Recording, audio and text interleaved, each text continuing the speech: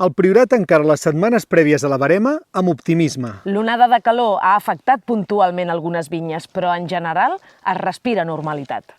Aquesta vinya de Porrera és una de les més afectades. S'hi combinen tres elements, una varietat tardana, molta exposició al sol i la llicorella calenta, fent efecte mirall. Bàsicament ha passat en varietats com la carinyena o en varietats com el sirà o amb algun cabernet i en varietats blanques amb Pedro Ximénez. En aquesta altra vinya, a 2 quilòmetres, l'afectació ha estat mínima. És la més representativa. El raïm estava més alt, més madur i amb més fulla. I la gran majoria està doncs, així, ben format, amb el seu procediment habitual.